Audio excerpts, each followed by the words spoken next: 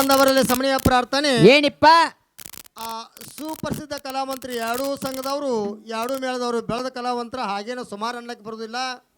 ಆದರೂ ಏನೋ ಒಂದು ಸ್ವಲ್ಪ ಬರೆಯುವಲ್ಲಿ ಅಕ್ಷರ ಲೋಪದೋಷ ಆಗಬಹುದು, ಎಲ್ಲರಿಗೂ ಆಗಬಹುದು, ಒಬ್ರಿಗೇನಲ್ಲ, ಅವ್ರಿಗೂ ಆಗ್ಬೋದು, ಇವ್ರಿಗೂ ಆಗ್ಬೋದು. ಆದರೆ ಹಾಕತಕ್ಕಂಥ ಪ್ರಶ್ನೆಯಲ್ಲಿ ಎರಡೂ ಮೇಳದವರು ಯಾರಾದರೂ ವಿಪರೀತ ತಿಳ್ಕೋಬಾರ್ದು, ಎರಡೂ ಮೇಳದವರು ಸರಿ ಸಮ ಅಂತ ತಿಳ್ಕೋಬೇಕು. ಅದಕ್ಕೆ ಈಗ ಈ ಸಂಘದವರು ಎರಡೂ ಕಲಾ ತಂಡದವರು ಆರಾರು ಹಾಕಿದ ಕ್ವಶನದಲ್ಲಿ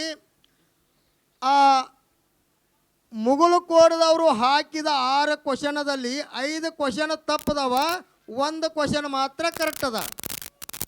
5 ಕ್ವಶನ್ ತಪ್ಪದವು, 1 ಕ್ವಶನ್ ಮಾತ್ರ ಕರೆಕ್ಟ್ ಅದ.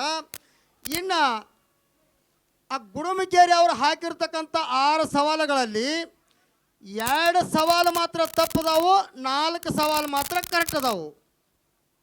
2 ಸವಾಲು ತಪ್ಪದವು, 4 ಸವಾಲು ಕರೆಕ್ಟ್ ಅದಾವು. ಅದಕ್ಕೆ ಈ ಕಮಿಟಿ ಹಿರಿಯರು ಹೇಳಿದ ಪ್ರಕಾರವಾಗಿ ಈಗ ಸದ್ಯ ಗುಡುಮಕೇರಿ ಮ್ಯಾಳದವರು ಜಯಶಾಲಿ ಆಗ್ಯಾರ ಅಂತೇಳಿ ನಾ ವಿನಂತಿ.